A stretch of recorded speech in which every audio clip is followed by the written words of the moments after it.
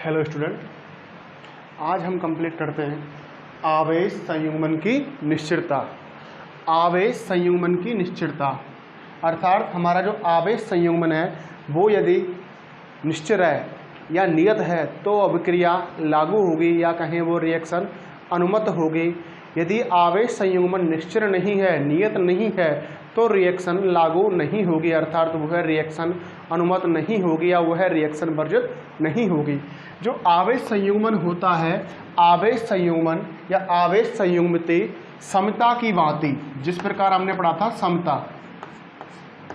समता की भांति विविक्त होती है। जिस प्रकार समता कैसी होती है, विविक्त होती है, ठीक उसी प्रकार से आवेश संयुग्मन भी विविक्त होती है। आवेश संयुग्मन समति एक ऐसी प्रक्रिया होती है या आवेश संयुग्मन एक ऐसी संक्रिया है, जो आवेश संयुग्मन होती है वो ऐसी संक्रिया होती है जिसमें हमारा पार्टिकल कण प्रति कण में बदल जाता है। अर्थात आवेश संयुग्मन समति को या आवेश संयुग्मन संकारक को P से निरूपित करते हैं। यदि किसी पार्टिकल पर हमने माना पार्टिकल Q, इस पर हमने आवेश संयुग्मन संक्रिया लगाई तो ये पार्टिकल -Q में चेंज हो गया, अर्थात कण प्रति कण में परिवर्तित हो गया, तो ऐसी संक्रिया आवेश संयुग्मन कहलाती है। तो आवेश संयुग्मन से क्या तात्पर्य है, यदि हमारा पार्टिकल एंटी पार्टिकल में चेंज हो जाता है या कहें हम कण प्रति कण में चेंज हो जाता है तो वह संक्रिया या वह प्रक्रिया आवेश संयुग्मन कहलाती है।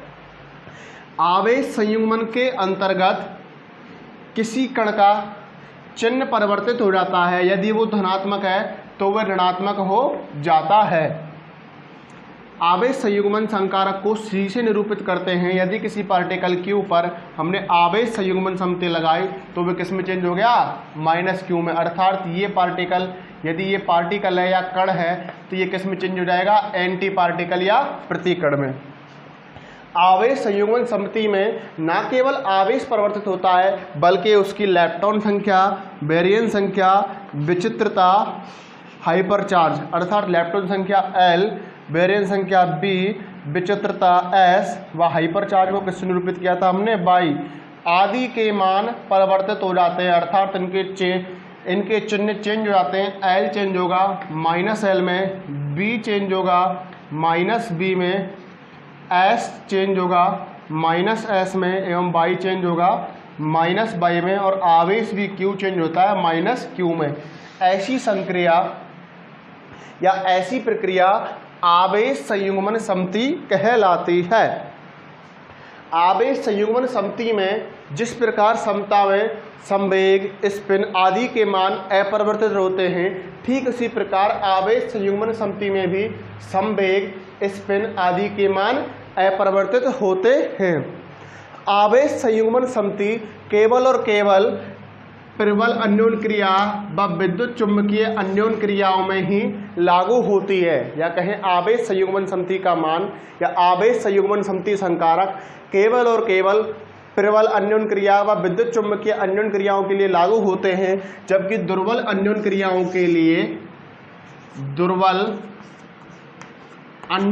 के लिए आवेश संयुग्मन समति या आवेश संयुग्मन संकारक का मान लागू नहीं होता है, या कहें कि आवेश संयुग्मन समति या आवेश संयुग्मन संकारक के नियमों की पालना केवल और केवल प्रबल अन्योन क्रिया व विद्युत चुंबकीय अन्योन क्रियाओं में होती है, दुर्बल अन्योन क्रियाओं में नहीं होती। आवेश संयुग्मन समति किसी तंत्र के लिए जो आवेश संयुग्मन संकारक होता है वो सम्मित होता है। किसी भी तंत्र के लिए आवेश संयुग्मन हमेशा कैसा होगा, सम्मित होगा। और आवेश संयुग्मन ऐसे कणों के लिए होता है जिनके लिए Q बराबर 0 हो, L बराबर 0 हो, B बराबर 0 हो, S बराबर 0 हो, Y बराबर 0 हो। ऐसे कणों के लिए आवेश संयुग्मन समति लागू होती है या आवेश संयुग्मन की निश्चितता होती है। ऐसे पार्टिकल जिन पर आवेश का मान क्या हो, 0 हो, इलेक्ट्रॉन संख्या 0 हो, बेरियन संख्या 0 हो, व विचित्रता 0 हो, व हाइपरचार्ज 0 हो। एवं ऐसे पार्टिकल जो स्वयं के प्रतिकण होते हैं ऐसे पार्टिकल जो स्वयं के प्रतिकण होते हैं उनके लिए भी आवेश संयुग्मन समिति कैसी होती है, सममित होती है।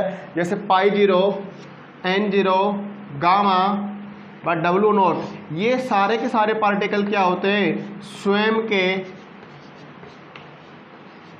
प्रतिकण होते हैं। अर्थात ये पार्टिकल स्वयं के अपने क्या होते हैं, सेल्फ एंटी पार्टिकल होते हैं। इन पार्टिकलों के लिए आवेश संयुग्मन सममित होता है। कैसा होता है, सममित होता है। यदि किसी तंत्र में आवेश संयुग्मन सममिति है, क्या है, किसी तंत्र में आवेश संयुग्मन सममिति, यदि हमारे पास एक रिएक्शन है AB+C, तो हम यह कैसे पहचाने कि इस पर आवेश संयुग्मन सममिति लागू है या नहीं। तो यह रिएक्शन चेंज हो जाएगी A bar B bar plus C bar. Then ऐसी कंडीशन में हम कहेंगे कि वो आवेश संयुग्मन किसमें है, आवेश संयुग्मन में, अर्थात उस पर आवेश संयुग्मन संक्रिया लागू होती है। आवेश संयुग्मन संक्रिया अर्थात C संक्रिया लागू होती है। C संक्रिया क्या होती है, C संक्रिया लागू करने पर कोई पार्टिकल वो किस में चेंज हो जाता है, एंटी पार्टिकल में चेंज होता है। अर्थात किसी कण पर आवेश संयुग्मन सममिति लगाई तो वह कण प्रतिकण में चेंज हो जाता है। और हम जानते हैं यदि कोई पार्टिकल A है तो उसका प्रतिकण क्या होगा, A बार। तो एक रिएक्शन A B+C में चेंज हो रही है, अर्थात A अब टूट के B+C का निर्माण करता है, तो उस पर आवेश संयुग्मन सममिति लगाएंगे तो वो क्या किस में चेंज होगी, A bar B bar plus C बार। आवेश संयुग्मन सममिति, यदि तंत्र में आवेश संयुग्मन है, तंत्र में आवेश संयुग्मन है, तब एक अवक्रिया A B+C उसी प्रक्रिया में या उसी प्रायिकता में घटित होगी।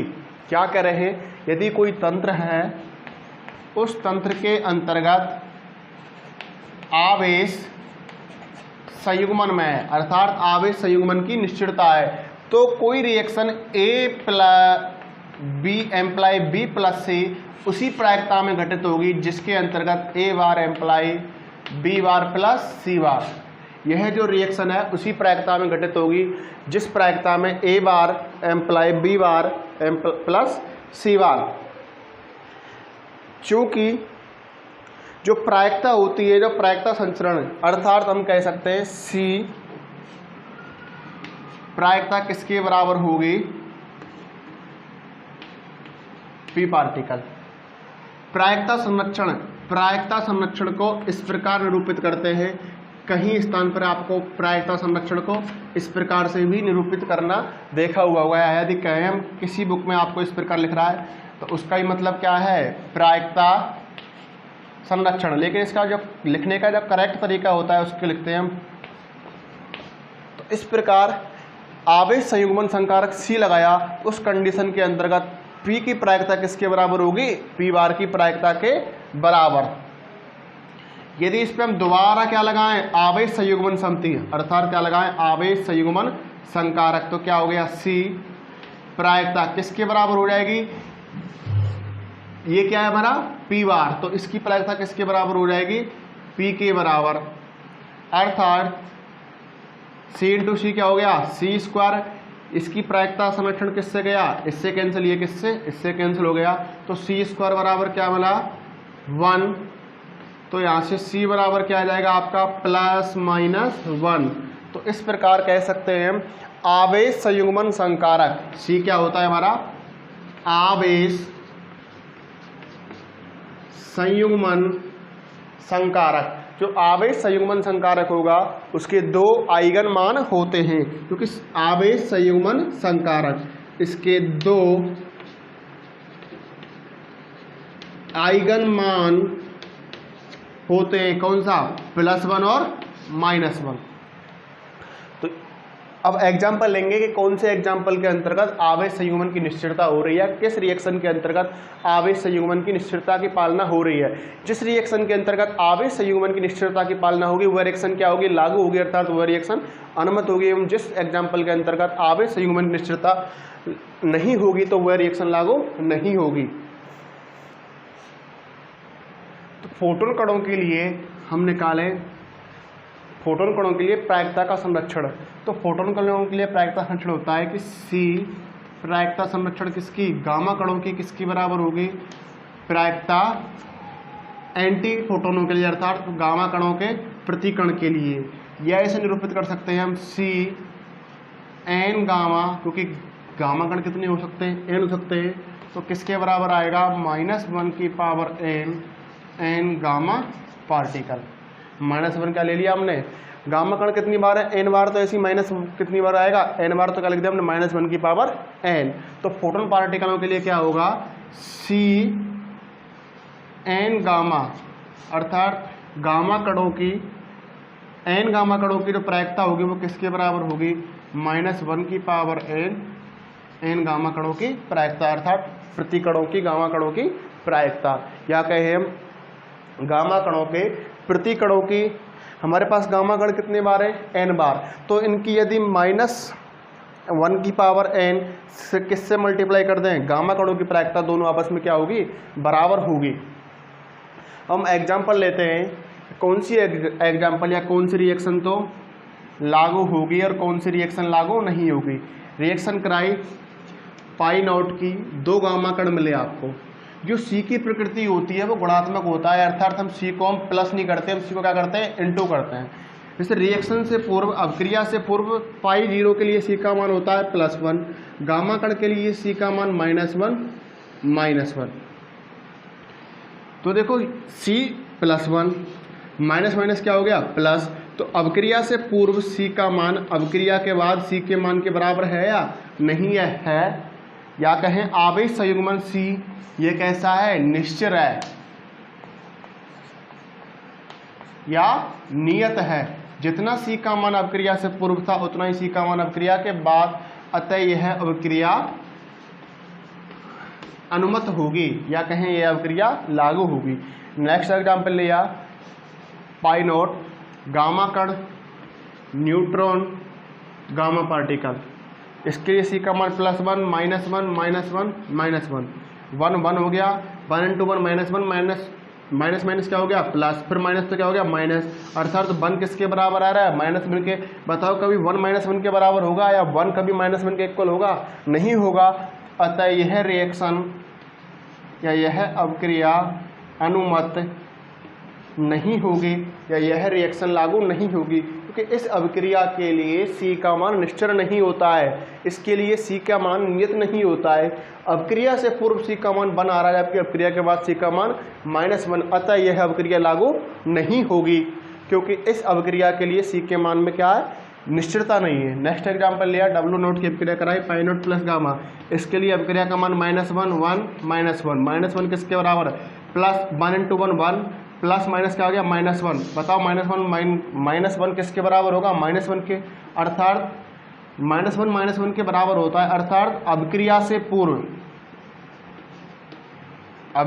से पूर्व सी किसके बराबर आ रहा है, अभिक्रिया के बाद आपस में कैसे हैं, समान, क्योंकि -1 किसके बराबर होता है, -1 के।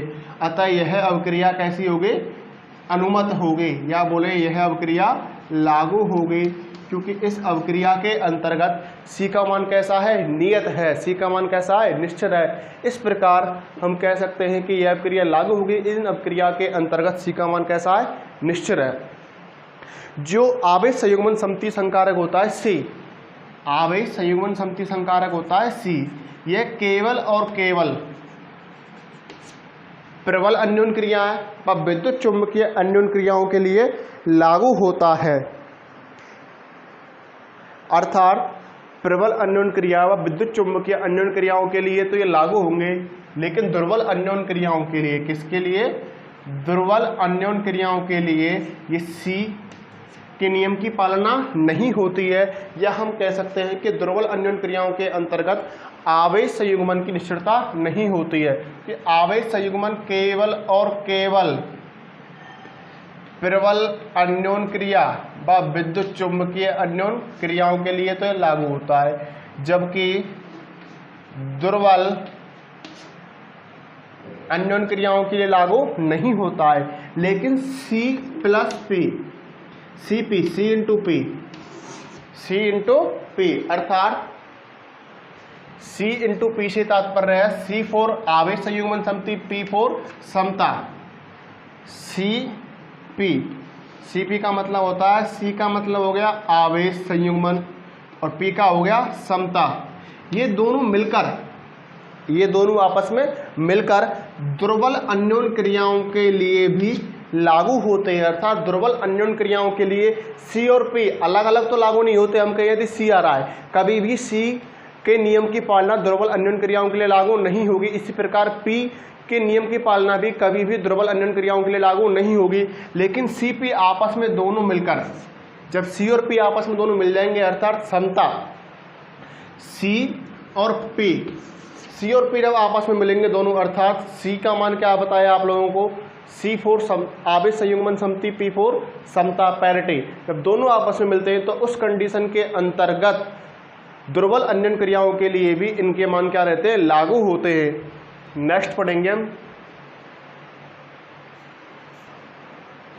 नेक्स्ट है हमारा समय व्युत्क्रम। समय व्युत्क्रम अर्थात T की निश्चितता। समय व्युत्क्रम या समय व्युत्क्रम या कहें हम समय उत्क्रमण व्युत्क्रम या उत्क्रमण सममिति। तो समय व्युत्क्रम समता क्या होती है, यह एक ऐसी संक्रिया होती है, यह संक्रिया इसे किससे निरूपित करते हैं, T से। समय व्युत्क्रम संक्रिया को T से, आवेश संयुग्मन संक्रिया को किससे निरूपित किया आपने, C से, व समता को किससे निरूपित किया, P से। तो समय व्युत्क्रम संक्रिया को T के द्वारा निरूपित किया जाता है। यह एक ऐसी संक्रिया होती है, यह संक्रिया ऐसी होती है जो कि समय की दिशा को बदल देती है। जो समय व्युत्क्रम संक्रिया होती है वो क्या करती है, समय की दिशा को परिवर्तित कर देती है, या कहें हम समय की दिशा को बदल देती है। यदि किसी अभिक्रिया में समय व्युत्क्रम पाई जाती है तो उसमें दो घटनाएं होती हैं, अग्र व पश्च। तो इन दोनों घटनाओं के मध्य अंतर को स्पष्ट कर सकते हैं, या कहें हम समय व्युत्क्रम संक्रिया के अंतर्गत दो संक्रिया होती हैं, अग्र और पश्च। इन दोनों घटनाओं में हम समय व्युत्क्रम संक्रिया लागू होगी तो हम अंतर स्पष्ट कर सकते हैं। यदि यह संक्रिया लागू नहीं है तो अंतर स्पष्ट नहीं करेंगे, यदि यह संक्रिया लागू है तो दोनों के मध्य अंतर स्पष्ट कर सकते हैं। यदि किसी अभिक्रिया के लिए हेलोमेंटियम अर्थात H कैसा है, वास्तविक है, यदि हेलोमोंटियम या हेमिटोलेटियम संकारक या H का मान कैसा है, वास्तविक है, या कहें हेलोमोल्टियन संकारक H कैसा है, वास्तविक है, या H एक रियल क्वांटिटी है, तो समय व्युत्क्रम संक्रिया सममिति में होती है, अर्थात कैसी होती है, निश्चर होती है, या क्या होगा, नियत होगी। कब, जब ऐसी H कैसी क्वांटिटी होगी, रियल क्वांटिटी। निश्चर का तात्पर्य होता है कि किसी तंत्र पर समय व्युत्क्रम संक्रिया लगाने पर किसी भी प्रक्रिया के द्वारा उसमें अंतर स्पष्ट नहीं कर सकते। निश्चर का मतलब क्या होगा, यदि कोई तंत्र है उस पर समय व्युत्क्रम संक्रिया लगाई तो हम उस तंत्र पर किसी भी भौतिक प्रक्रिया के द्वारा अंतर स्पष्ट नहीं कर सकते कि उसमें अग्र दिशा में अंतर क्या है, पश्च दिशा में क्या है, कब, यदि वो कैसी है, निश्चर है, कुछ कंडीशन के अंतर्गत, जब समय व्युत्क्रम संक्रिया उस पर लागू कर दी।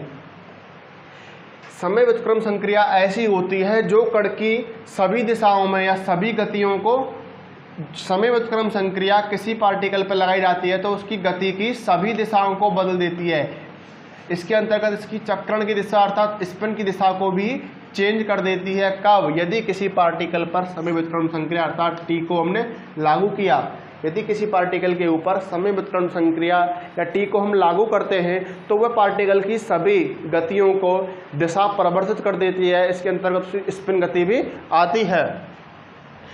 समय व्युत्क्रम संक्रिया के अंतर्गत समय व्युत्क्रम संक्रिया के अंतर्गत क्या होता है कि ये अपक्रिया कैसी होती है, व्युत्क्रम या उत्क्रम, अर्थात किसी अपक्रिया कोई अपक्रिया कराई टी और वो उत्पाद बना टी डैश, तो टी डैश का मान किसके बराबर होगा, माइनस टी के। टी डैश का मान किसके बराबर होगा, माइनस टी के। ये किसके अंतर्गत होता है, समय व्युत्क्रम संक्रिया टी के अंतर्गत। समय व्युत्क्रम संक्रिया भी केवल और केवल प्रबल अन्योन क्रिया व विद्युत चुंबकीय अन्योन क्रियाओं के लिए लागू होती है। दुर्बल अन्योन क्रियाओं के लिए भी समय व्युत्क्रम संक्रिया लागू नहीं होती है। तो इस प्रकार जिस प्रकार से समता P व आवेश संयुग्मन समति P के मान भी हमेशा केवल और केवल प्रबल अन्योन क्रियाओं के लिए लागू होते हैं व विद्युत चुंबकीय अन्योन क्रियाओं के लिए लागू होते हैं, दुर्बल अन्योन क्रियाओं के लिए नहीं। ठीक उसी प्रकार से समय व्युत्क्रम संक्रिया टी के मान भी केवल और केवल प्रबल अन्योन क्रिया व विद्युत चुंबकीय अन्योन क्रियाओं के लिए लागू होते हैं, दुर्बल अन्योन क्रियाओं के लिए नहीं। तो इस प्रकार किसी पार्टिकल के अंतर्गत जब उस पार्टिकल की रिएक्शन प्रबल अन्योन क्रियाओं के अंतर्गत हो रही है या विद्युत चुंबकीय अन्योन क्रियाओं के अंतर्गत हो रही है तो समय व्युत्क्रम संक्रिया कैसी होगी, निश्चल हो गई। यदि पार्टिकल की रिएक्शन दुर्बल अन्योन क्रियाओं के अंतर्गत हो रही है तो वह रिएक्शन निश्चल नहीं होगी, वह लागू नहीं होगी। नेक्स्ट लास्ट समस्या रह गया है हमारा सीपीटी की निश्चितता अर्थात सीपीटी थ्योरम। इसे हम पाउली ल्यूडियस थ्योरम के नाम से भी जाना जाता है। इस संक्रिया को पाउली ल्यूडियस थ्योरम के नाम से भी जाना जाता है। इसके अंतर्गत सी का तात्पर्य क्या होता है, सी फॉर आवेश संयुग्मन संकारक, P पैरिटी या समता और T समय व्युत्क्रम या समय उत्क्रमण संकारक। CPT के मान ऑल का मतलब सभी अन्योन क्रियाओं के अंतर्गत प्रबल अन्योन क्रिया, दुर्बल अन्योन क्रिया, विद्युत चुंबकीय अन्योन क्रिया, गुरुत्वीय अन्योन क्रिया, सभी के लिए सीपीटी कैसे होते हैं, निश्चल होते हैं। अर्थात सीपीटी के मान नियत होते हैं या कहें हम सीपीटी की निश्चलता होती है। निश्चलता किसके अनुसार, सीपीटी के अनुसार। इसे पाउली ल्यूडियस थ्योरम के नाम से भी जाना जाता है। कुछ अपक्रियाओं के लिए अलग अलग से अर्थात बताया ना था, कुछ अपक्रिया होती हैं उनके लिए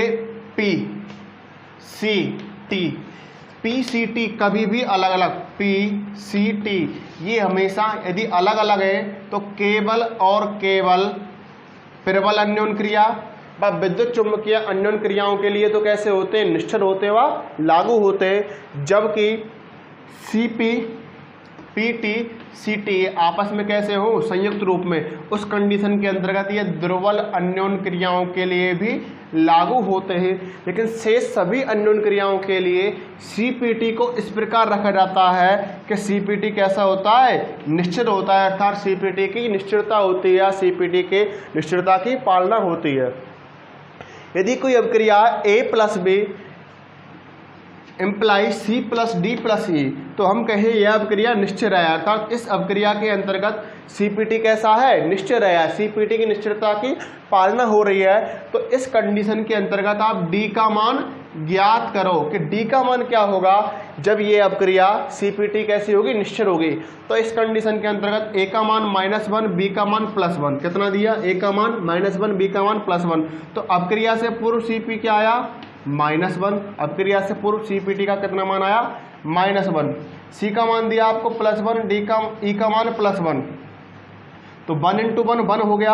अब 1 इधर क्या आ रहा है, -1 इधर क्या आ रहा है, 1। तो D का मान क्या सकता है, यदि D का मान रखूं मैं -1 तो देखो +1 × -1 क्या आ जाएगा, -1। अर्थात -1 किसके बराबर, -1 के। ये कंडीशन कब आएगी, जब D का मान क्या होगा, -1। तो इस कंडीशन के अंतर्गत सीपीटी कैसी रहेगी, निश्चितता होगी। C और T ये दोनों संक्रिया हमेशा कैसी होती हैं, गुणन के रूप में, अर्थात किसके रूप में होती हैं, गुणात्मकता के रूप में। जैसे हमने लेप्टोन संख्या संरक्षण नियम निकाला था, उसमें उसका A का प्लस B का दोनों का आपस में जोड़ करते हैं। लेकिन C और टी के अंतर्गत इनका क्या करते हैं, हम गुणा करते हैं। ये कैसी होती है, गुणन संक्रिया। 1 -1 +1 क्या आया, -1 +1 इंटू +1 +1। डी का मान ज्ञात करना है तो -1 +1 आपस में बराबर नहीं होंगे। कब होंगे, जब इस 1 का गुणा हम किससे करें, -1 से। तो इस प्रकार डी का मान क्या मिलेगा, -1। डी का मान -1 कब मिलेगा, जब सीपीटी कैसे होगी, निश्चितता होगी। तो ये सारे के सारे हमारे संरक्षण नियम कंप्लीट हो गए। सभी सारे एग्जाम्पल सबकी रखो, सबकी फेयर में या सबकी नोटबुक में नोट होने चाहिए।